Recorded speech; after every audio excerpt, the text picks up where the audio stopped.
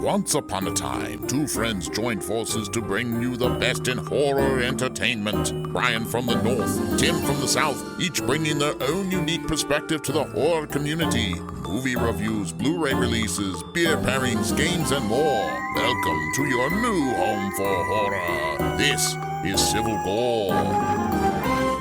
Hey there, everybody. Welcome to the Civil Gore Podcast. I'm your host, Tim. And this is an under the weather Brian. Been fighting a sinus infection of some sort.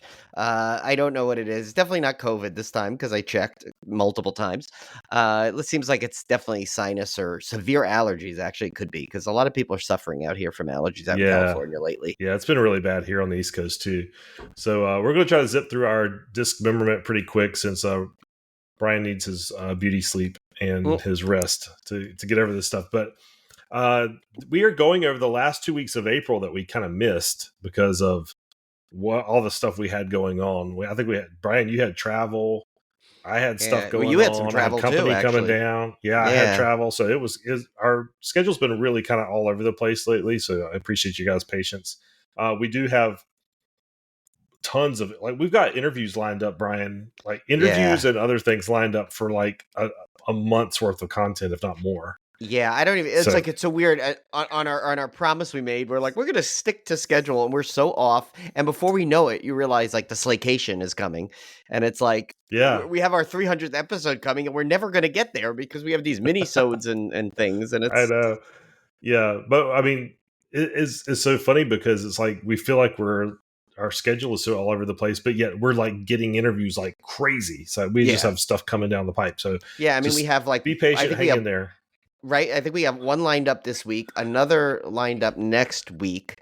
If not and I think there's another one pending we're waiting for. And then we're waiting for a couple of, I'll just say collab episodes that we're trying to work on. And that we're trying to schedule.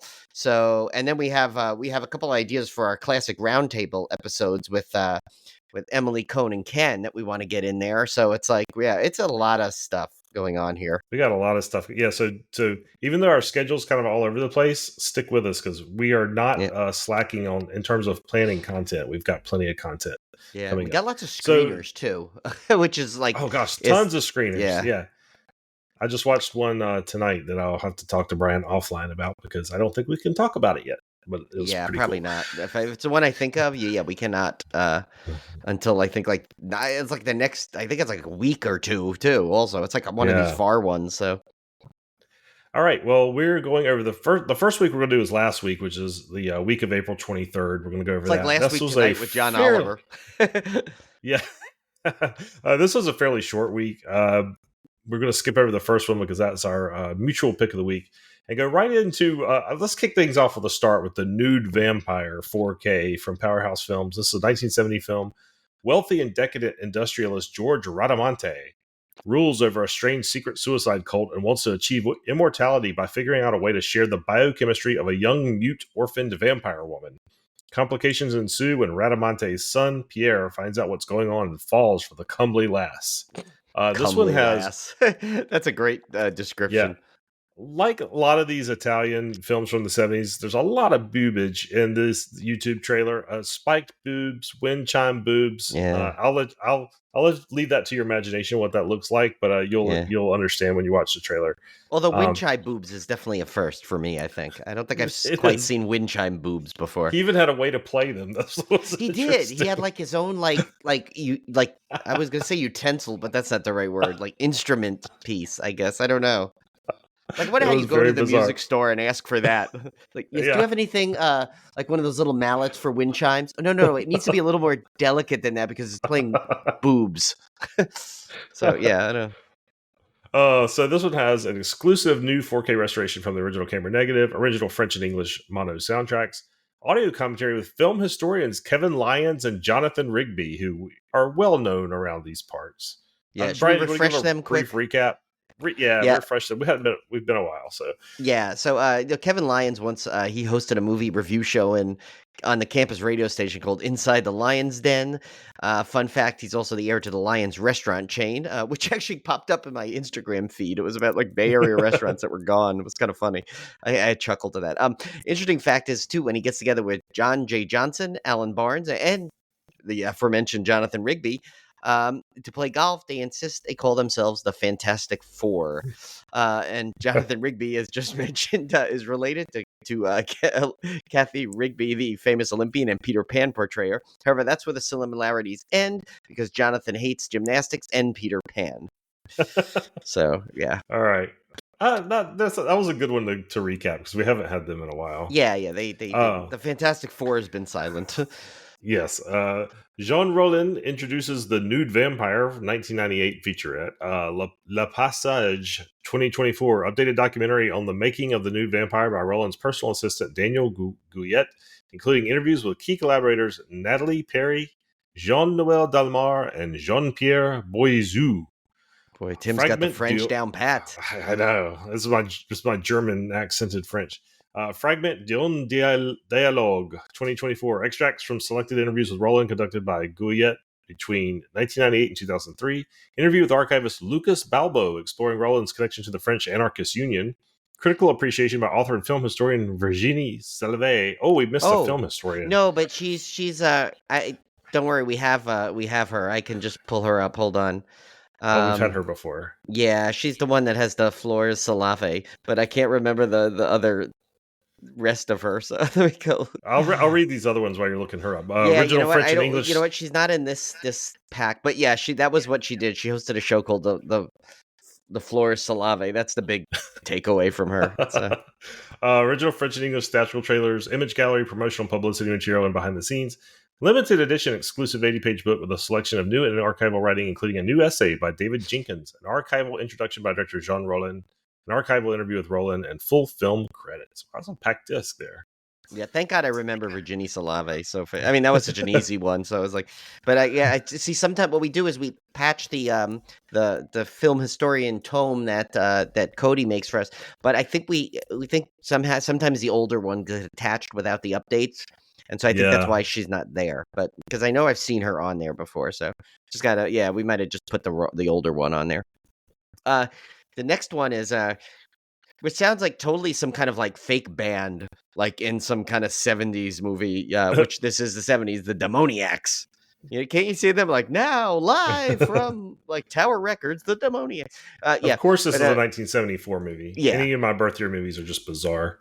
Yeah, and so and like most Tim's birth movies, a gang of pirates raped the two sole survivors of a shipwreck. No, it's just not. That's exclusive to this film. You did not get that from the trailer. I can tell you that. Yes, you did not. The violated girls are rescued by the strange inhabitants of a supposedly haunted island where they are granted supernatural powers to strike revenge against the pirates. This was not also in Sea of Thieves either, the game we played. No. And I don't know what this is, but I think I saw Colonel Sanders in here at one point. And there were nuns in clown makeup. A lot of nuns in clown makeup. A lot. Yeah, this was very odd. There was weird. They were drinking something that I had to marry was urine. I think was urine they were drinking. I don't know. Based on the other stuff in here and some weird gooey thing. I don't know what's going on, but anyway, this is the features here are the exclusive 4K restoration for the original camera negative. It's got 3 presentations of the film in case one was not enough. The original theatrical version, the longer explicit export version. So you can imagine what that's got. And Curse of the Living Dead, the alternate English language cut. It's got audio commentary with film expert. Now, he's not as historian at this point. Tim Lucas, and selected scenes commentary with Jean Rollin. Jean Rollin also introduces the Demoniacs from 1998. One of the Demoniacs from 2024 is a new presentation of an interview with regular Rollin collaborator Jean-Pierre Boiseau. Boy is what I say to that. No, that was terrible. This is what you get when I'm under the weather. You get even worse jokes. Newly edited archival interview with actor Willy Brock. And by the way, if he ever a film historian, just gonna let you know, spoiler alert, he hosts a show. Can you smell what the Brock is cooking? Anyway, critical appreciation by author and musician Stephen Thrower. When did Stephen Thrower become a musician? He does everything. Everything. There's not one thing this man has not done. You can definitely say he's not throwing his life away. No. Outtake footage, original theatrical trailers, image gallery, promotional and publicity material, and behind the scenes. An unlimited edition exclusive 80-page book with new essay by, look who's back. Essay by Alexandra Heller Nicholas. She's like the queen of these new essays. An archival piece on the making of a film by Jean Rollin, an archival interview with Rollin, and an archival interview with actor Monica Swin, and full film credits. I don't know why film credits would be a feature, but we'll go with it. I know. We'll What go is with it? Just like 18 pages of the credits like laid out? The next the next three are no extras on these. The first one is Gravitas Ventures, An Intrusion from 2021. Sam and his family's lives were shattered as a malicious stalker terrorizes and psychologically tortures them. But as an investigation mounts, Sam fears the attacks may be related to secrets he has violently kept hidden from his family. This one looked okay. It looked okay. Yeah, it did not look bad. No. Next one is by Allied V. That might be a new one for us. Yeah, I don't remember if maybe had one earlier one time. Maybe, at some point, I'm curious. I don't know what the V stands for, but Allied V. It's and this is from 2023. It's Another Day to Live Through. It says a young woman and old soldier trapped in an isolated cabin endure abuse and violence while questioning who will come out on top. It's almost like The Lighthouse kind of premise here. Yeah, I thought this one looked pretty good. Yeah, it did. It did look pretty good. The next one from Allied V is Deep Hatred from 2022. Cindy returns to her family home after the death of her father to settle some disputes. Seeking comfort, she is joined by her boyfriend and friends, but she soon discovers that the house hides a terrible secret, one that will put them all in danger. I like the premise of this one. It looked kind of cool. Yeah, and I found a trailer eventually. I don't know if you got to see it. I think it was after your comments, but the trailer actually makes it look really good, and there's some cool, creepy moments. Yeah, it looks like in there, so that could be worth a watch. All right, so Brian, you've got our pick of the week. I get the pick of the week. Yeah, and that is Eureka Entertainment, The Cat and the Canary, 1927. It says rich old Cyrus West's relatives are waiting for him to die so they can inherit, but. I'm reading this the way it's written. Not Tim's fault. We know this. We've gone over this. There's a period there. And then, but he stipulates that this will be read 20 years after his death. On the appointed day, his expectant heirs arrive at his brooding mansion. This is like full of description. The will is read, and it turns out that Annabelle West, the only heir with his name left, inherits, if she is deemed sane.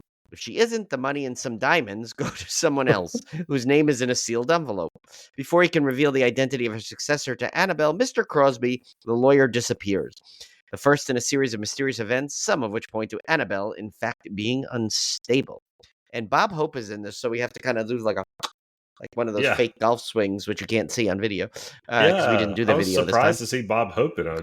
Yeah, but what a Bob Hope sounding title. Definitely very Bob Hope, yeah. Like, if he's going to be in a horror movie, it's got to be like The Cat and the Canary. That just seems like something he would do. Like, it sounds like his biography or something. I don't know. It's got new 4K restoration of the film by MoMA, Museum of Modern Art, I assume. That's that MoMA they're talking about. Not MoMA, the character from Who's the Boss? No, I'm just kidding. That's Mona. It's got DTS HD MA 5.1 score by Robert Israel, compiled, synchronized, and edited by Gillian B. Anderson. I assume that's not Gillian Anderson from the X-Files. So I was just thinking, she's over there compiling and editing. I know. Can you imagine? A little hard out. Sorry, I have to leave the X-Files right now. I need to do this. Based on music cue sheets compiled and issued for the original 1927 release. So music fans, like Jeff Whitmire, probably dig this special feature. Yeah, that is cool, actually. Seems like something cool. New audio commentary by author Stephen Jones and author critic Kim Newman, which not a film historian there. Yeah. Audio, and here they're back again. Although it doesn't say they're film historians, we can only assume they're in that role in this. And it's commentary by Kevin Lyons and Jonathan Rigby. We just mentioned them before. Mysteries, Mean Dark Corners. Brand new video essay by David Cairns and Fiona Watson. Every time I see that, I want to go, Fiona! From like Eurotrip. Anyway. Where am I? Oh, here we go. Pamela Hutchinson on The Cat and the Canary. Brand new interview with writer and film critic Pamela Hutchinson. Sorry, there's my cough. Came in as I swirled her name out. He checked on Pamela Hutchinson. Okay, Feng Li on The Cat and the Canary. Brand new interview with film critic Feng Li. Man, we had so What? many almost film historians in this I one. know, but they're like they just, taunting us. just missed the mark. Okay, I don't even know what this thing is. It says a very eccentric man and a cat. Extracts from John Willard's original play. So I guess that's what that is. Okay, another one. This is a doozy.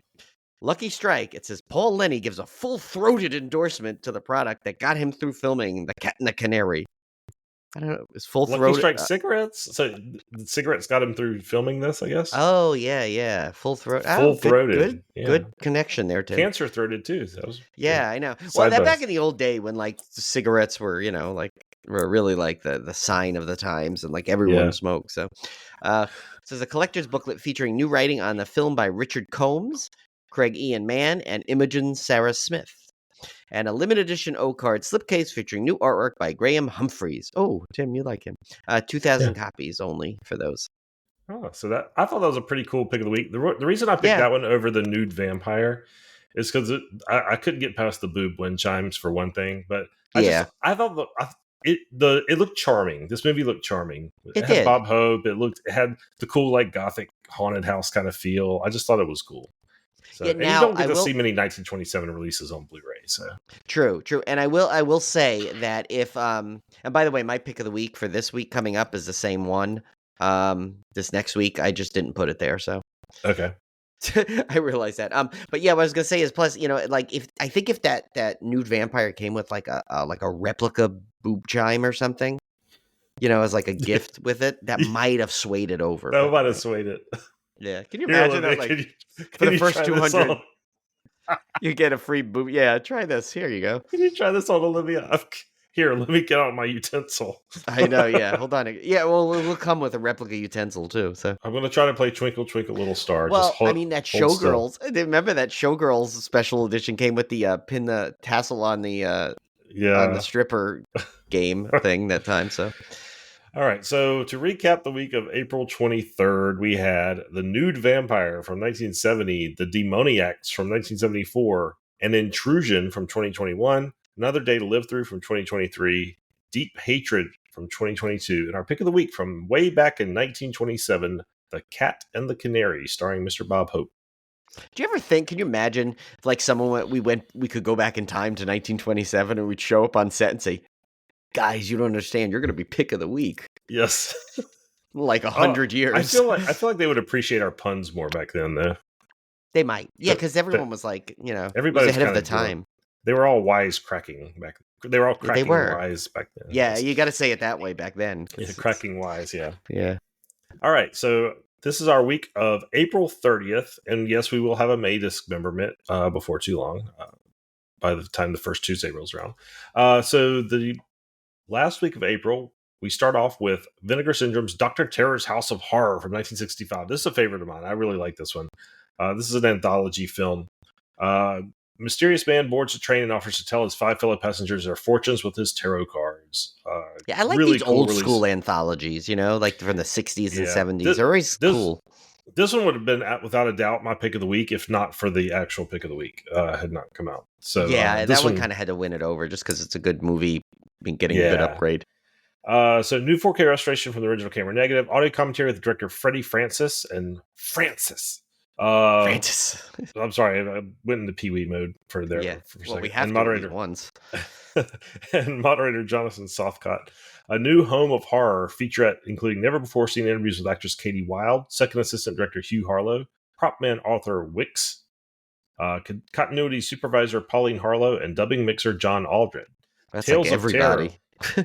39-minute featurette on author Stephen Thrower on Dr. Terror's House of Horrors. He's back again.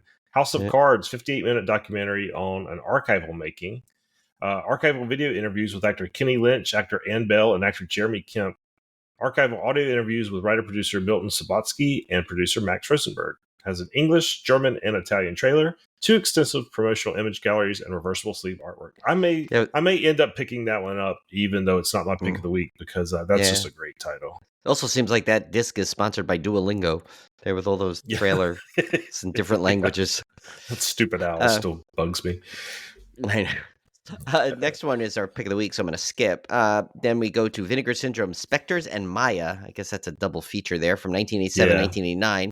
So as the close of 1980s drew nearer, Italy continued to turn out some of the weirdest and wildest I almost said entries That to the too. horror genre had to offer. And this set of atmospheric offerings, Spectres 1987 and Maya 1989, from director Marcello Avallone, are no exception. Mixing sex, mythology, and bloody supernatural slayings in a dizzying blend sure to please fans of 80s terror everywhere. Does that sound like something Vincent Price would say? Yeah, I would. The supernatural. I can't even do his voice. My throat is so bad I can't do it properly. So, but just imagine it. These sacrificial slashers. There you go. That would have literally killed me if I would have tried to get that like wisp of his. Anyway, these sacrificial slashers are finally unleashed in their Blu-ray world premieres, newly restored in 2K from their original 35mm camera negatives by the high priests of horror at Vinegar Syndrome, alongside a treasure trove of new bonus material. Now, that's how you do a description. That was a well-written description. It was. Very well. And Donald Pleasant's in this, and he's wearing a Mr. Rogers sweater, but he still looks awesome in it. And the movie looks awesome. I would watch this for that alone. Donald Pleasant. Can you imagine? He'd be like, "It's a beautiful day in the neighborhood." You know? Well, he was saying something in the trailer like evil, and it sounded so Dr. Loomis. And my god, yeah, he was so This is like I would not be shocked if he totally channeled the Loomis in this. Oh, he was totally Loomising in this. Yeah, he was going full Loomis. Yeah, he was. This one's got some good features. It's got new 4K restorations of both films. It's got audio commentaries with film historians Troy Howarth and Eugenio Ercolani. And of course, Troy Howarth, he's that posh Englishman, and he's one half of the Nathaniel Thompson Statler Waldorf team. And of course, if you could throw Bruce Holcheck in there, they are the Stygian witches from Clash of the Titans. Tim, that always gets him every time. It makes no sense. Eugenio Ercolani, of course, he's the lesser-known Italian version of the alter ego of Steve Urkel, and his catchphrase is, "Did I do that?" And as once again, we lost every Italian listener that was there, if they were still there after the last time I did Eugenio Ercolani. That's funny. I don't care who you are. That's got it. I mean, I know come on. it is. Come on. It's all in good fun. It's all in good fun. Especially because we're really more making fun of Urkel. We love our one Italian listener. Yes, we do. But as long as we don't get we tick off our big Croatian audience, which we know is strong. It's got one called Little Roman Ghosts, a 28-minute feature here. It's an interview with director and co-director Marcello Avallone, who did Spectres. Paranormal Roman Activity. 27 minutes. An interview with producer and co-writer Maurizio Tedesco. Spectres. And I can't hear Tedesco without thinking of that like Family Tie episode. Remember this? When they were like, he was mean or something, and they went up to him and they said, he goes, "Oh, what's your name, sir?" And he goes, "My name is Mr. Tedesco, and you can call me Mr. Tedesco." So yeah. Sorry. Oh my god. Tangents galore here today. Little Spectres, Little Demons, 27 minutes. An interview with special effects artist Sergio Stivoletti from Spectres. A Horrific Anomaly, 31 minutes. An interview with film historian. Oh, look, he's back. Eugenio Ercolani. Why don't we do his imitation I like how again? every time we say an Italian name, we have to say it like Maurizio Tedesco. Well, you have to. You have to. It's like an announcement. It enhances it. Yes. Simply Emma. An audio interview with Tim's cat. No, look at it. An audio interview with actress Emma Scher from Spectres. Oh, back again. Audio commentary, film historians Troy Howarth and Nathaniel Thompson and Eugenio Ercolani. So it's like you got the Italian Stygian witches. He filled in for Bruce Holcheck. So now they have the Italian like, "Give me the eye. Okay, sorry. They're stirring this a big terrible thing of marinara sauce. Yeah. This is terrible. We're terrible. We're going to hell. Horribly offensive. You know, I still will blame the Stygian witches on your brother because he brought it up in that one episode 4 years ago, and I can't get it out of my head. Okay. The Mexican Connection, an interview with director, co-writer Marcello Avallone. which did Maya.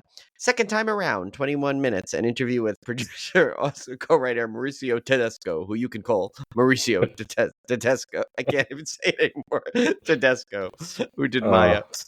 Scream Queen Memories, an interview with actress Marilla D'Angelo, Maya, who is no relation to Beverly D'Angelo, I don't think. Mystical Mayan Melodies. Boy, that just sounds like some Mystical wacky Mayan stage show Melodies. from the 20s, That doesn't sounds it? like one of the records I'd find in the dollar bin and grab. It is, and then you'd buy and be all I would excited to- about it and yeah, I show would us, to- like, hey, look, guys, look what I got. I would totally Because do Tim that. shares all his records finds with us. Yes. It's also one that if you ordered from Amazon, you'd never get. It'd come broken. Right. Okay, an interview with composer Gabrielle Ducros from Mayo, and alternate Italian titles and credits for both films and reversible sleeve artwork.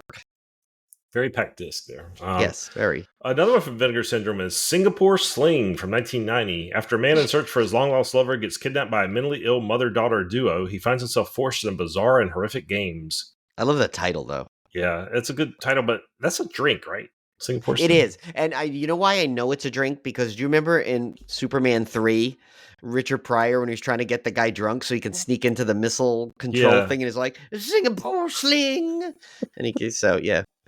Brian's got so- an 80s TV or movie reference for every single... I pretty much do. Well, I mean, there's no secret. too. That was my formative years here. Yes. So. But this one was weird. It was like filmed in black and white. I didn't quite But it's understand so not, it. yeah. Yeah, And it had very a Wish version of Christian Bale in it, though. Yeah. This one has new 4K restoration from the original camera negative. Directing Hell, 80-minute documentary from 2011 exploring the work of director Nikos Nikolaitis. New interview with Marie-Louise Bartholomew, wife of director Nikos Nikolaitis. New interview with actress... Why didn't you take his name? She could have went from Bartholomew to Nicolaitis. Much easier. I know. But, Well, Nikolaitis is such a cool name, too. I know. It's like awesome. New interview with actress Michelle Valley. New interview with actor Panos Thanasoulis. New interview with cinematographer Aris Stavru. I've just butchered everything. I'm just going to keep going. 20-page booklet with an essay by film scholar David Church. There you go. Finally a name I can pronounce. Reversible sleeve artwork. I'm just terrible with names. Sorry. Actually, I did some research. It's actually Charuch. No, I'm only kidding. It's you said it right. But actually, you did the other names really good, Tim. I think you nailed them, by the way. Well, I just get a running start and I just go through them. And I hope that's the way. That's the way you have to do it, yeah. Once you pause with a word that has like 17 syllables in it, you're done. You're done. Yeah. Okay, moving on to AGFA. I love when AGFA does a release. AGFA. We need to do the AGFA. Which is, of course, the America Genre Film Association. Even though I want to say AFGA, because like, don't you want to say AFGA, even though it's AGFA? I don't know why. Maybe because EFG and that's why I say EGFA usually because I can't resist doing the duck. This one's weird. Okay, so this one, it's called The Last Slumber Party. I could have sworn when I saw the footage, though, it was like Slumber Party Massacre because the girl's wearing that same like football jersey, but it looks like Tim and I said it looks like a Halloween and Slumber Party Massacre ripoff if you could combine the two. And the school that they were walking in front of in the beginning looks just like the school from Halloween. It does. But I got to tell you, a lot of schools in California look like that because there's a school across from my brother's that house kind of looks exactly like that. Yeah. Too. I think it's just a thing out in California has a lot of outdoor schools, like buildings like that because of the weather. Anyway, so Linda, Tracy, and Chris are a trio of teenage girls who decided to celebrate the last day of high school by having a slumber party at Linda's house. I mean, they even got characters. Linda. Mm-hmm. Same as Halloween. So the few guys also show up to further enhance the merry festivities. We know what those are going to be. However, things take a turn for the worse when a homicidal maniac who has just escaped from a mental hospital crashes the bash. I like that. Crashes the bash. Crashes the bash. That was a good. Sounds like an innuendo for something. Though. Yeah. But, anyway, restoration for the original 60mm camera negative with inserts from the 60mm work print and one tape master. Yeah. It's got a commentary with director Steven Tyler. That can't be the Steven Tyler we know, right? No, it's not from Aerosmith. Yeah. Starred Jan Jensen and cast crew member Neil Alexander. Q&A from 2016 with Jan Jensen. Or is it Jan Jensen? I don't know. It could be either. It could be either. I like Jan Jensen. Let's go with Jan Jensen. I like that too. Yeah, that sounds good. Outtakes, original home video trailer, photo gallery, and preservation of the VHS version from the one tape master.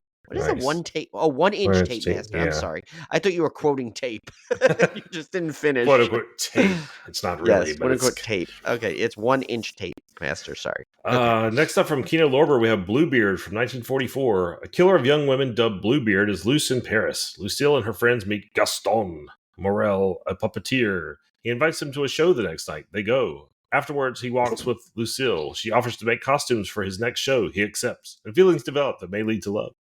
She suspects he has a tragic past. Meanwhile, his leaving the show with Lucille prompts the jealousy of Renee, Gaston's sometimes lover.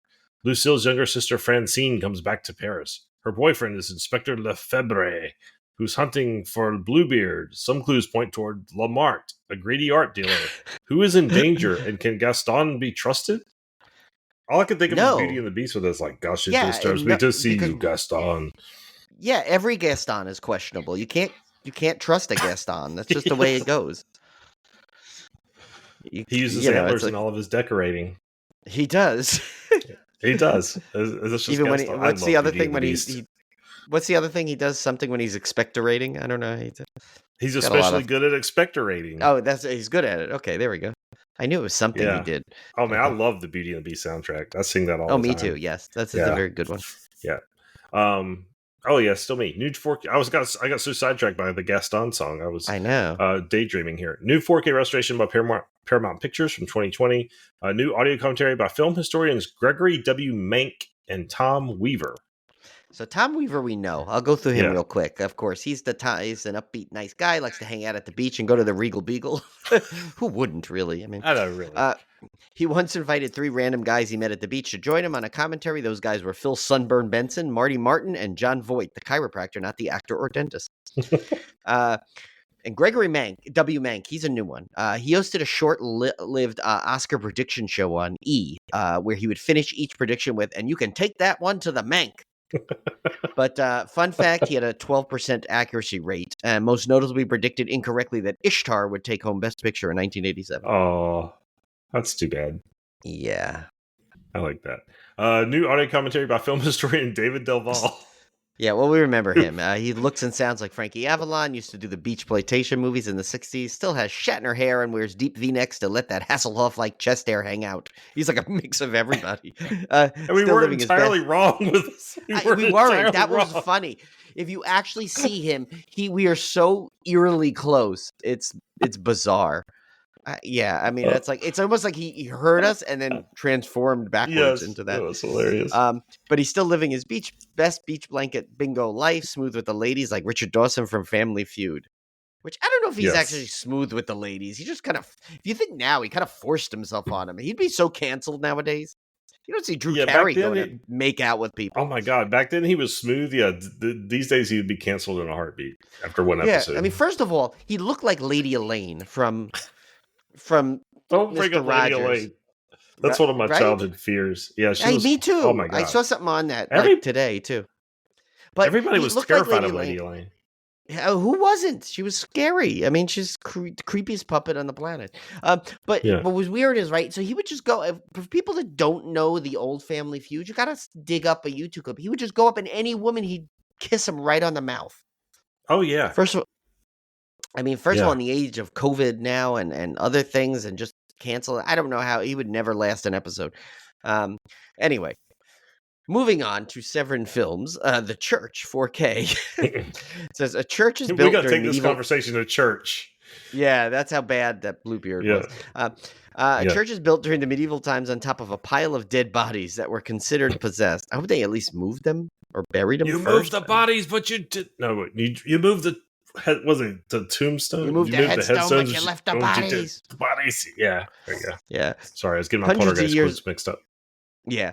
Hundreds of years later, a young librarian unleashes the evil within by removing a rock in the catacombs. So they obviously didn't really protect it too well.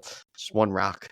A series of events occur. Meanwhile, everybody seems different. Father Gus, the only one not possessed, must save the city from becoming a pandemonium. He must find the ancient secret of the church so it can crumble to pieces. Yeah, this one looks good though, actually. Supposed to be I think this is supposed to be Demons 3. If I'm not mistaken. Or no, Demons 4. There was a whole thing. Actually. It was actually supposed to be Demons Demons 4, 4, okay. 4, and it also had another title. Oh no, that was a sect later on. Never mind. That has this might be Demons 4. Yeah. Okay. Yeah, and the second Anyway, this got a lot of coming up, special too. features. It's got a new 4K restoration of the film, the Mystery of the Cathedrals interview with director Michael Suave. I don't know how to say his name. It's Soavi. Rico Suave. Yeah, I know. That's how I want to say it. Alchemical Possession, an interview with co-screenwriter, producer Dario Argento. Why'd they introduce him like you needed that kind of introduction for him? Yeah, really. Couldn't have just said with Dario Argento? People know who he is. Also, I think speaking of alchemical, I feel like if I was ever a bartender, I'd totally go by the pseudonym Alchemist. Don't you think that would be cool? That would be great. Yeah. Right? Anyway, the 11th Commandment, interview with co-screenwriter Franco Ferrini. The Ghostwriter, an interview with co-screenwriter Dardano Sacchetti. Lot, an interview with actress Asia. Oh my God, I can't even say her name. Asia Argento. This is how tired I am today. Okay, Here Comes the Bride, an interview with actress Antonella Vitale. I had to go back to that. I skipped on the other one. Yeah. A demon named Evan. Okay, that just doesn't sound scary. No, it doesn't. I mean, there's what are the demons like? What's the Pazuzu and all these other things? And it's like, hi, my name's Evan. It just wouldn't scare me. I'm sorry. Yeah. I'd be like, you know what, Evan? Go drive a Jeep or something, or something. I don't know. Anyway, interview with actor Thomas Arana. Father Giovanni, interview with actor Giovanni Laboradice. That one was good, right? That was a good one. Even though that guy sounds like a salad, it's still pretty good. I thought I was coming and I still laughed. I know. I thought I rolled that one off pretty good there. Monsters and Demons, interview with special effects artist Sergio Stivaletti. Holy Ground, interview with makeup artist. Making fun of Italian. I know. I swear we're not. We're just trying to give them the proper name. Holy Ground, interview with makeup artist Franco Casani. Okay, Building the Church, interview with set designer Antonello Geleng. Oh, he doesn't have he's missing an I at the end. That one doesn't roll off the tongue. Yeah. It doesn't. Geleng. Yeah. The Right-Hand Man, interview with assistant director Claudio Latanzi. And Return to the Land of the Demons, interview with Alan Jones. It's just Alan Jones. Anyway, he's author of Profondo Argento. There we go. Poor Alan Jones. I swear, you have to understand, me and Brian love names. And yes.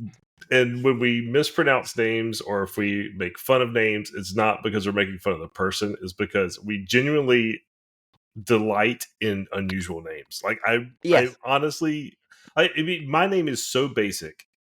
And I delight in interesting names. So it's all out of love, completely out of love. And I will say, going back to when Tim and I first met, literally within 10 minutes of knowing each other, we had name people. We were naming people at Cedar Point. There was one guy. Okay, so real quick, when we met, there was a guy who used to on the old Steel Vengeance roller coaster was known as Mean Streak. He was named Mean Streak Henry, and he would literally hang out and hand you out little stat cards. And Tim's brother Kevin flipped. He's thought that was the funniest thing, and it was so cool. And I couldn't remember his name. I kept calling him Mean Street Marv or Mean Street something. And so after that, we started naming everybody within 10 minutes. We had that lady walking with the clipboard really fast, and she was purposeful Pam. Oh, but the best one, Pam, yeah. Yeah, the best one was when we saw some old guy riding the little car ride, and Kevin goes, "It's Antique Carl," which is my favorite one ever. So you see, it goes back to the origins of Tim and I. Yes. Yeah. So you cannot say this is not something we just came up on a whim. So no. XYZ Films. What? I think it's Huercera. Huercera. Because I've seen the movie and I forgot how they said it in there, but I think it's Huercera. I wanted to say the Bone Weeman. The Bone Weeman. The Bone Weeman. Oh no! We broke Tim. We broke Tim. The Bohemian. Oh, the Bohemian. Oh yeah, with Big Daddy Don Bodine's truck, the Behemoth. And of course, just watch Reservoir Dogs to get that reference. Oh my god! I know I can't say behemoth without saying the Behemoth. So that's Stephen Wright for you. It's still, Classic it's a Stephen comedian. Wright joke. It's on the Reservoir Dogs soundtrack, which I listened to so many times. I mean, Oh my god, I wore out the cassette tape when I had it. I wore it out. I mean, yeah.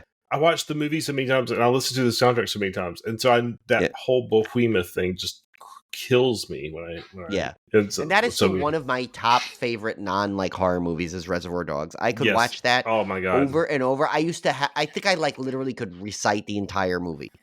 That's how many times I saw it. I saw it 4 days straight in a theater. That's how much I love this movie. Yeah, I had it on DVD and I just watched it all over and over and over. And over. I have 5 versions, I think. I even have that cool gas can case version I bought because I'm I need to own this movie. Yeah. Great movie. Anyway. Okay, back to Huesera. Yeah. Huesera, the Bone Woman from 2022. The Bone Woman. At least she's not Huesera, the Boned Woman. I'm broken. Stop. All right. Jeez. We've lost every listener by this point. All right. And I'm not. We're gone. This is all, man. Dismemberments are just crazy.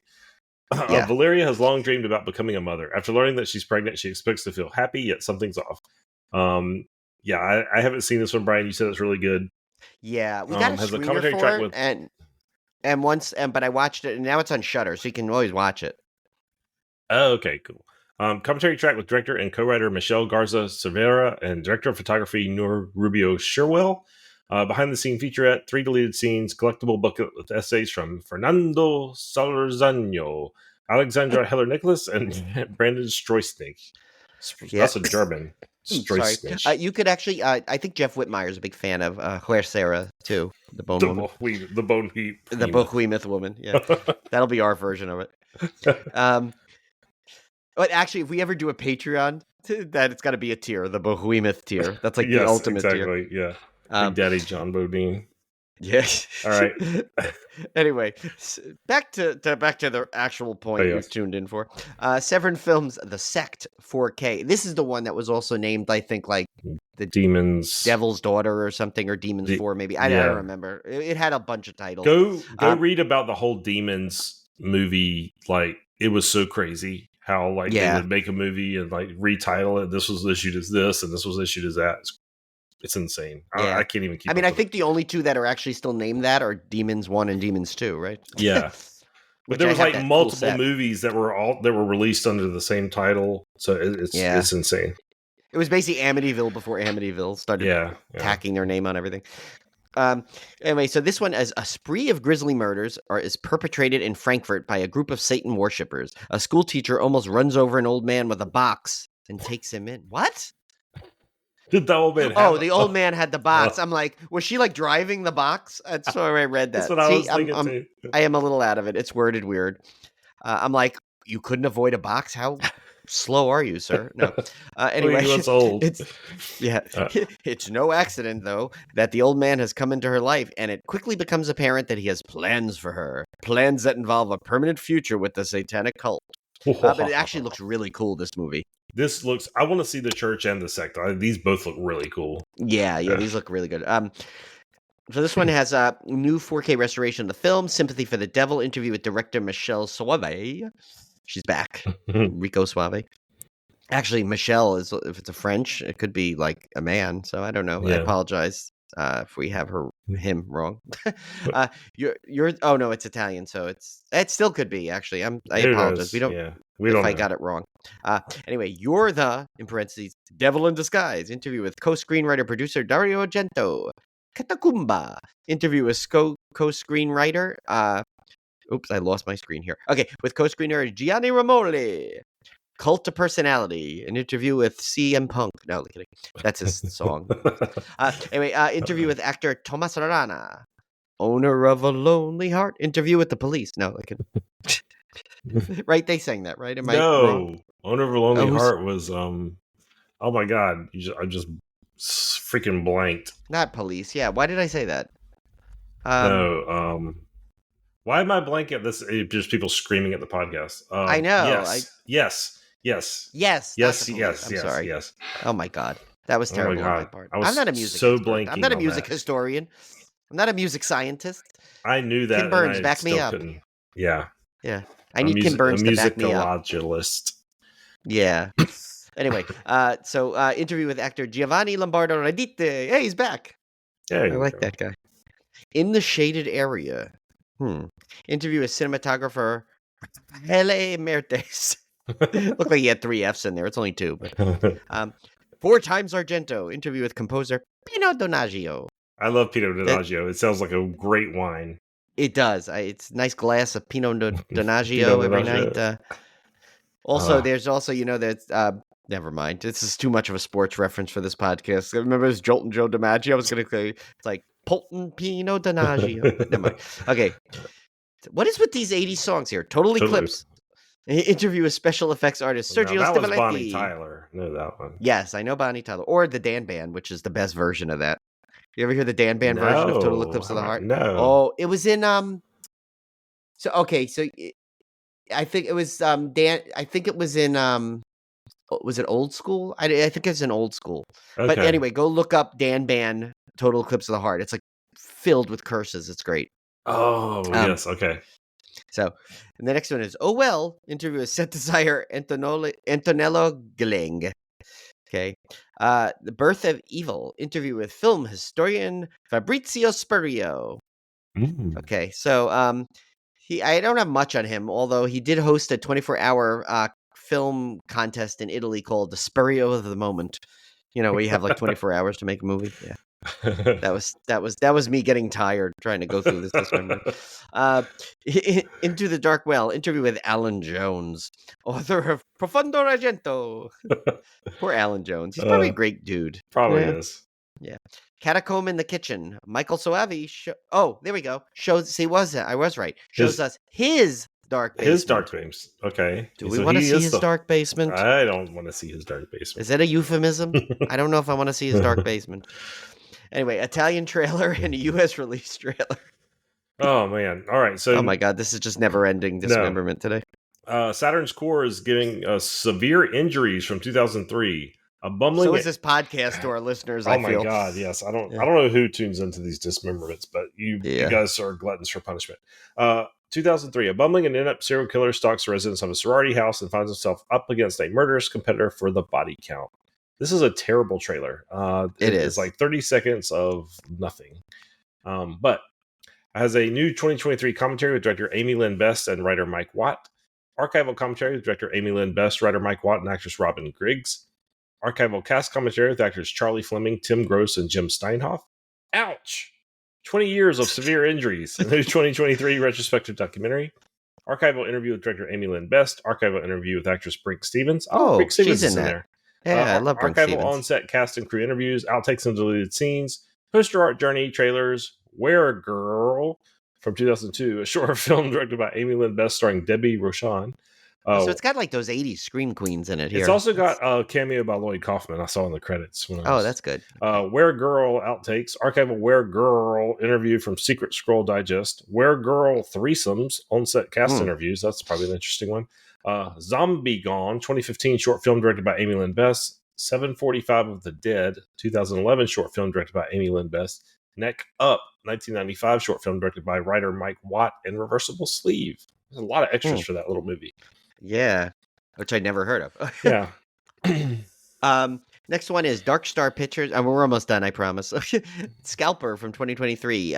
Everyone around psychic Clementine Carter is being brutally murdered by a mass killer dubbed the Scalper. Is it dead psycho Andrew Lubitz back from the grave, a copycat killer, or horror beyond an imagination? Clementine must use her second sight to stay one step ahead of the maniac's blade to solve the mystery. It actually doesn't look bad, though. I was making a funny thing of the description, but actually looks pretty decent. It's got a director's commentary, making of, deleted scenes, and special effects and makeup test footage.